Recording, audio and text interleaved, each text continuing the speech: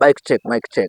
Hello, hi guys, and welcome to this episode. Welcome to this episode. This is 10 Things, and as always, as usual, thank you so much for the people who have supported this channel, and thank you so much for the newcomers. And if you're a newcomer here, please support us by hitting the subscribe button below, hapo chini. And as always, we're going to discuss uh, things that have been trending in Kenya, things that have been trending in Kenya this week. And as all of you have been aware about what hits our headlines through throughout the week, and we're going to discuss just a small. I'm going to put points here.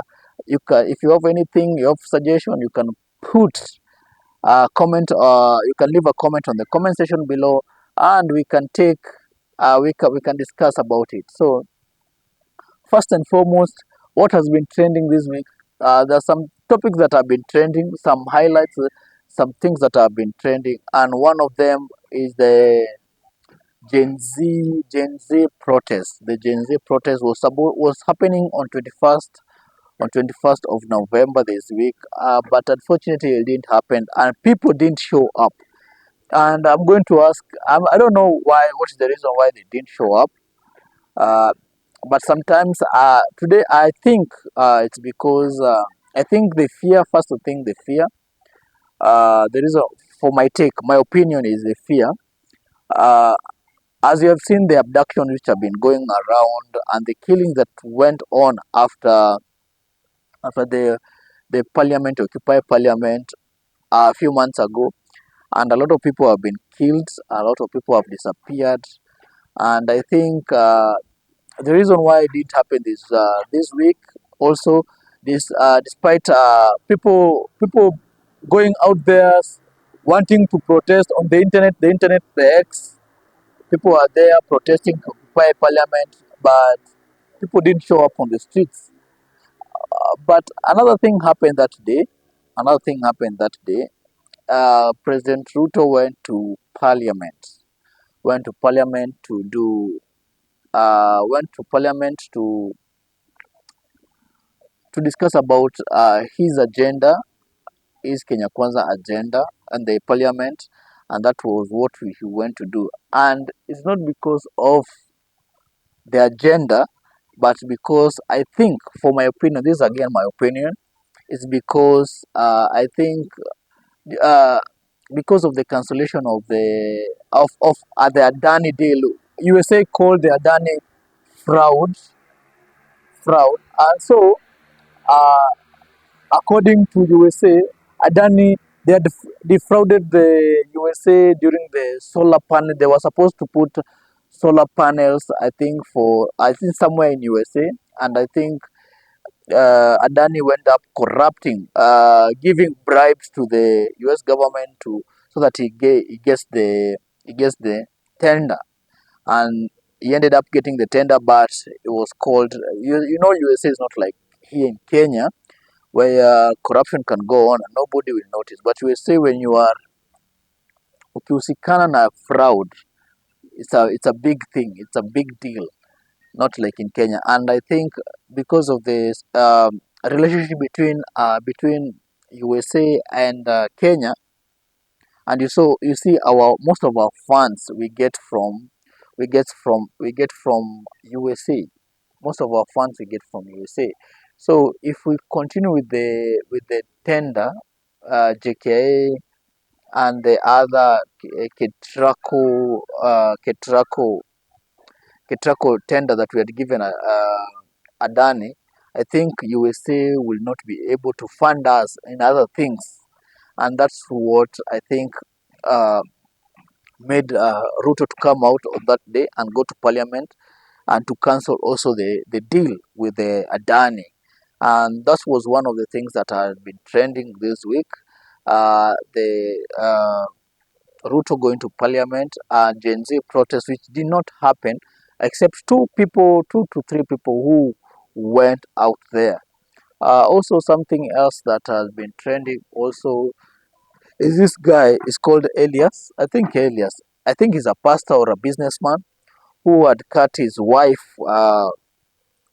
hands while he was trying to protect herself. I don't know. I think it's a love triangle. For me, it's a love triangle maybe that had gone bad.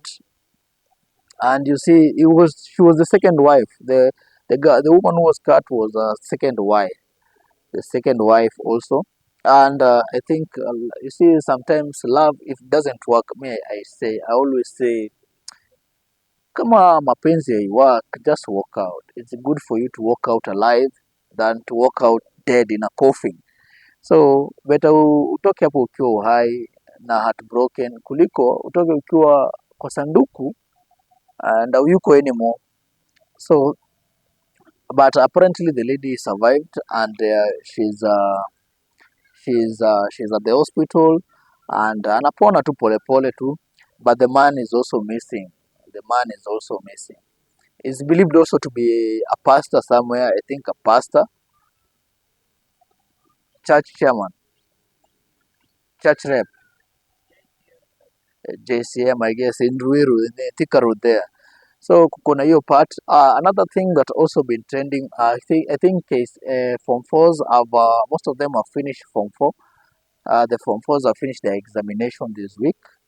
Yes, this week Form 4s have finished the examination, and welcome to the world of hustling. Now you are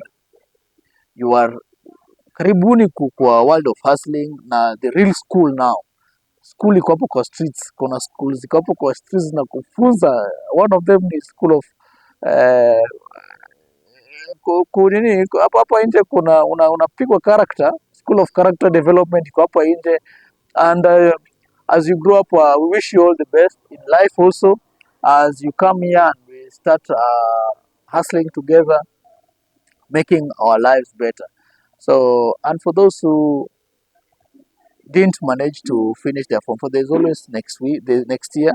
You can book an exam and also do your exam, because that's one of the things that we are required to finish so that you can get a job. There's no job in Kenya without, okay, unless you're doing business. But sometimes I think school is overrated, but sometimes it's good to go through the system also.